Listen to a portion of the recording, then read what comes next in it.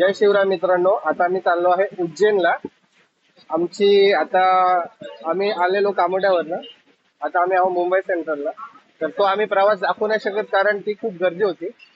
आता आमची ट्रेन आहे अवंतिका. ही पकडून आम्ही जाणार आहे इंदोरला. इंदोरवरनं ओंकारेश्वरनं उज्जैन असा आमचा हा ब्लॉग असणार आहे. हे बघू शकता, ही आमची ट्रेन आहे. या ट्रेनमधून आता आम्ही इथून उज्जैनला पोचणार. इथून आता ही आमची पूर्ण ग्रुप मित्रमंडळ. इथं काय घ्यायचं? इथं आम्ही वडापावचं दुकान आहे. मुंबईचा वडापाव सर्वात नाही हे ज्यूस वगैरे. आता मुंबईचा वडापाव तिथे गेल्या उज्जैनचा वडापाव बरोबर. ही सीट बघू शकता, ही आमची लोअर बेसमध्ये आहे. आमची RSC तिकीट होती म्हणून त्या कारणामुळे आम्हाला एका तिकीटमध्ये दोघं जण बसांना शेअर करायची. तर इथून आता सकाळी डायरेक्ट उज्जैनला आता आम्ही पोचणार, थोडा आराम करून. हर हर महादेव मित्रांनो, आम्ही पोचलेलो आहे लगभग 8च्या दरम्यान उज्जैनला. इथून आता आमचा पूर्ण सफर. चला मग आता इथून आता आमची प्रायव्हेट गाडी असणार आहे. इथून आम्हाला आता परत पहिला ओंकारेश्वरला पोचायचं आहे. तर इथून आम्ही आता गाडी बुक केलेली आहे. ती गाडी तुम्हाला आता दिसेल. आता आम्ही आलो आहोत आमच्या प्रायव्हेट गाडीकडे. इथून आम्ही आता ओंकारेश्वरला जाणार आणि परत उज्जैनला येणार. याची कॉस्ट आम्हाला पडली 7,500 रुपये.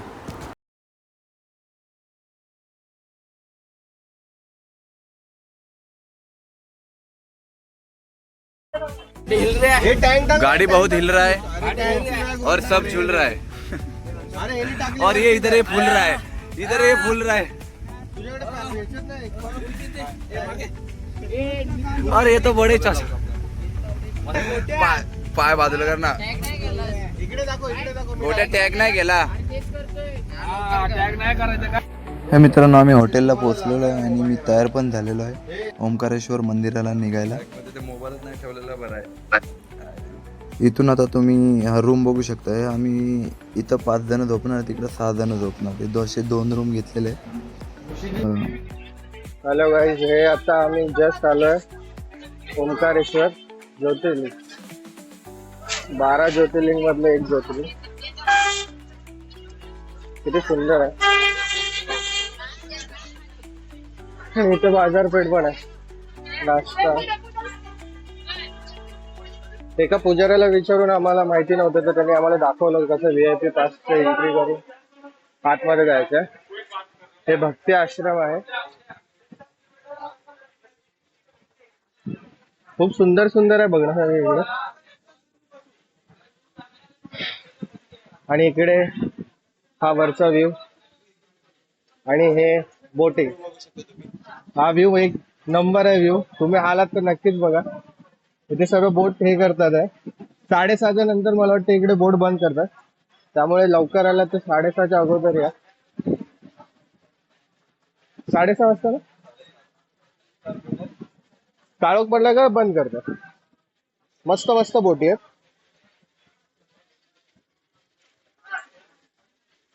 थोडा तर दर्शन घेऊ, जरा उशीर झाला. आता आम्ही जस्ट एंट्री केली आहे आणि हे मस्त मस्त शीट लावल्यात आणि आपल्या शंकर महादेवाचे मस्त मस्त चित्र दाखवले. नंदी पण आहेत, पिंड आहे, त्यांचं स्वरूप आहे. मस्त केलं आहे, खूप छान. आणि हे आपली नर्मदा नदी आणि हे सर्व बोटिंग करतात त्या बाजूला डाव्या साईडला.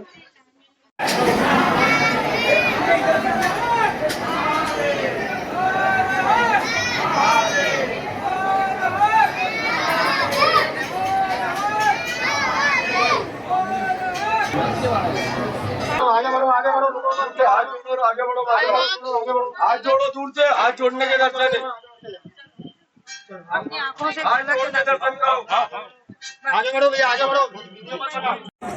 मित्रांनो, ही पाचची नदी दिसते नाही, नर्मदा नदी आहे. इकडे तुम्हाला आरती पाहण्यास मिळते. आम्हाला लेट झाला आहे कारण आम्हाला आरती भेटली नाही, पण तुम्हाला बघायचं असेल तर 7 ते 7:30च्या दरम्यान तुम्हाला भेटते. इथून आता आम्ही श्रीमामलेश्वर टेम्पलच्या इकडे निघणार आहे, पण तिकडे पण आरती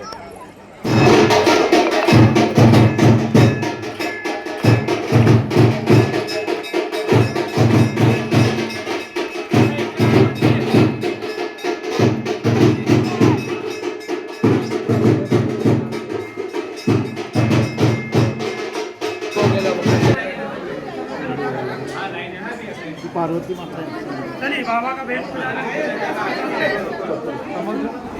मित्रांनो, आम्ही सकाळी फ्रेश होऊन बोटिंग करायला आलो, कारण आम्हाला काल बोटिंग करायची होती पण ते आम्हाला भेटलं नाही, कारण भरपूर टाईम गेलेला. आता आम्ही सकाळी आलो.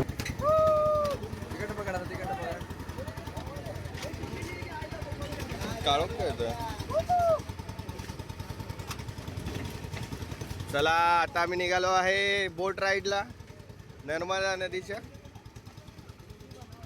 एकच गोष्ट अशी होती जी आमच्याकडनं राहिलेली, ती पण आता आम्ही कंप्लीट करतो. सकाळी लवकर उठल्यात पोरं सर्व आंघोळ वगैरे करून. आमचा एक फक्त मित्र आला नाही, ऋषी, तो तिकडे बसलाय.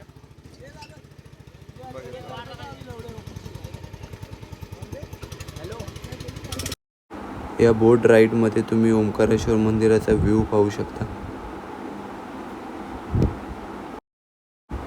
या बोटिंगची राईड करायची असेल तर तुम्हाला पर पर्सन 300 रुपये याची किंमत आहे. तुम्ही पण व्ह्यूज खूपच सुंदर दिसतो या बोटमध्ये. आता बोट राईड झाल्यानंतर आम्ही आता डायरेक्ट उज्जैनला निघणार. तिथून पहिला हॉटेलमध्ये जाणार, तिथून फ्रेश तयार होऊन मंदिरामध्ये जाणार. आता चला मग उज्जैनला भेटूया. मित्रांनो, रेडी झालेलो आहे. चला मग जाऊया महाकालेश्वर मंदिराच्या इकडं. आपली पूर्ण टीम रेडी झाली आहे का बघतो बाहेर जाऊन. मित्रांनो, बाहेर आलो पण हे बघतोय का पूर्ण वादळ आलो आहे. त्यामध्ये आता आम्हाला थोडा वेळ थांबावं लागेल, कारण पाऊस पण येणार आहे असं वाटतोय.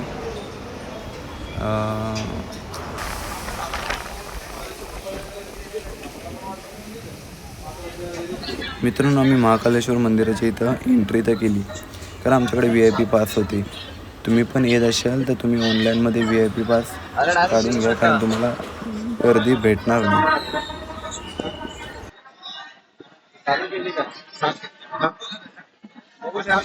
ही राईट साईडला तुम्हाला बेड दिसते बघा, ही बिना पासची आहे. आमच्याकडे पास होते, आम्हाला त्या कारणामुळे आम्हाला गर्दी लागलीच नाही.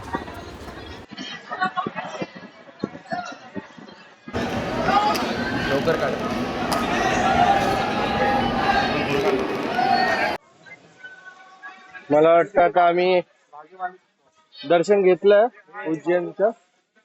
आता हे बघा, हे मंदिर आहे, हे महाकालेश्वर श्री ज्योतिर्लिंग. खूप सुंदर आहे मंदिर आतमध्ये. बोलण्यात आलं आहे की महाकालेश्वर मंदिरामध्ये 142 लहान मोठे मंदिर आहे. ते आपण बघूया हळूहळू. तुम्हाला छोटेसे क्लिप दाखवतो.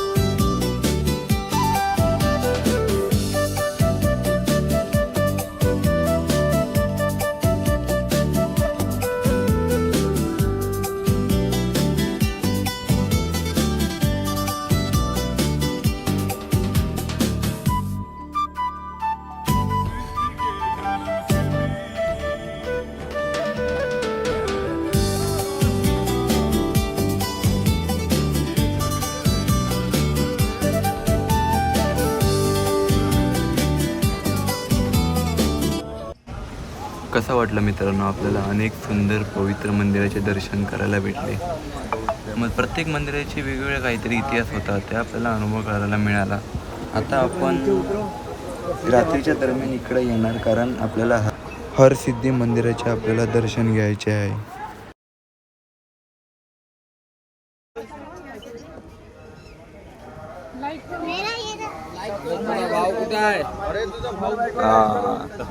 कैसे लगा मंदिर में आने? लाइक करो, शेयर करो, लाइक करो, सब्सक्राइब करो, शेयर करो और फॉलो बटन जरूर दबाना।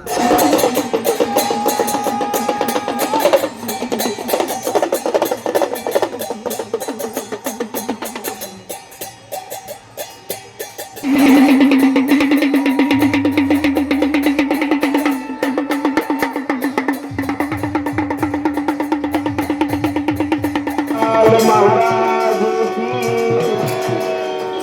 अब आप सभी लोग हाथ जोड़ करके माता ध्यान कीजिएगा, सुप्रा माता का।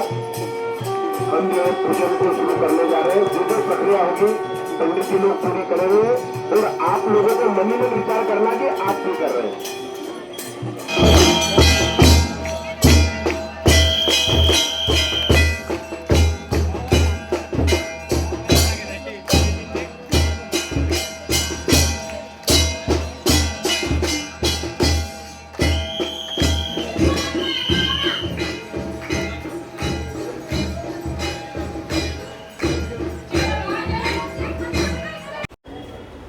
आता आम्ही हरसिद्धी मंदिराचे दर्शन घेऊन निघालोय.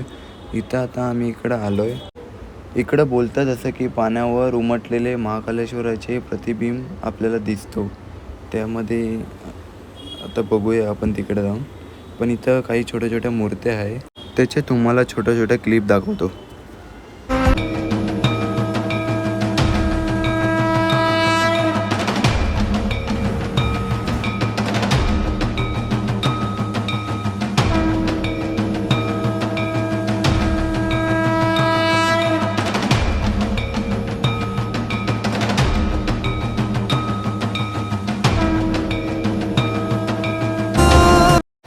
इकडं आपल्याला आता महाकालेश्वरचे प्रतिबिंब दिसणार आहे. थोड्याच वेळात हे आता चालू होणार आहे. तुम्हाला पण एक छोटीशी क्लिप दाखवतो.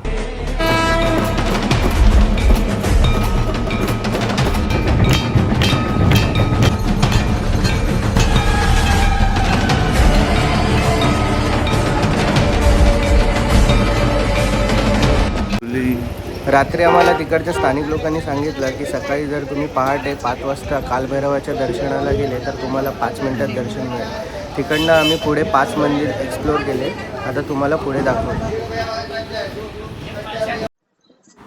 हे कालभैरवाचं मेन एंट्रन्स आहे, बघू शकता तुम्ही.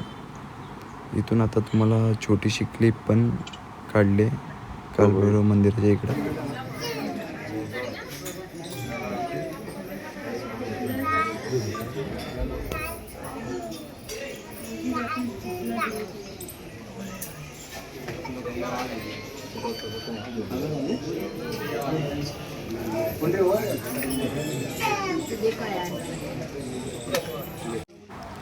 महर्षी सांदीपना आश्रम याच्यामध्ये असं आहे की भगवान श्रीकृष्ण, बलराम आणि सुदामा यांच्यानी इथे शिक्षण पूर्ण केले.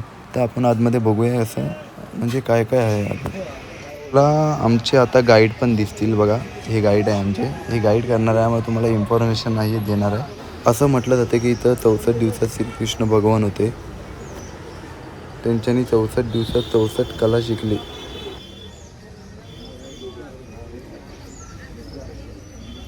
हा मागे आहे. इकडे तुम्हाला अनेक चित्र पण दिसतील. वेगवेगळ्या चित्रकला आहे बघा.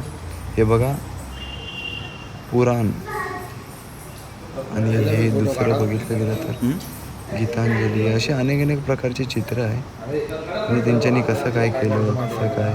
हे बघा इथं पूर्ण डिटेल्स वगैरे दिलेली आहे, माहिती वगैरे. असे वेगवेगळ्या प्रकारचे डिटेल्स, वेगवेगळ्या प्रकारचे श्रीकृष्ण भगवान, सुदामा आणि बलरामनी कसं काय शिक्षा प्राप्त केली, कसे वगैरे कसे होते, कसं काय त्यांनी कला शिकल्या, ते तुम्हाला इथं या चित्रामध्ये असं दाखवलेलं आहे.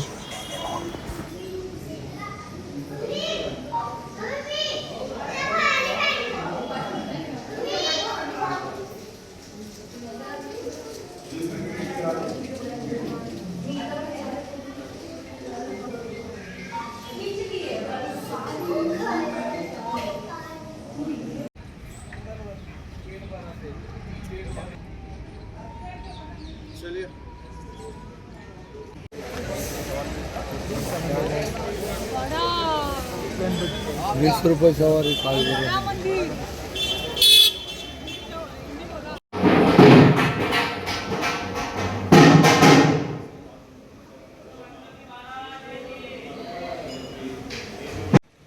तर मित्रांनो, आजचा व्हिडिओ इथेच संपतो आणि आता आम्ही चाललोय घरी.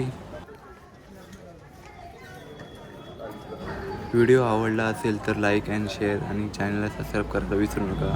पुन्हा भेटूया अशाच नवीन प्रवासात. तोपर्यंत जय Mahakal. I'm the bad guy. Duh.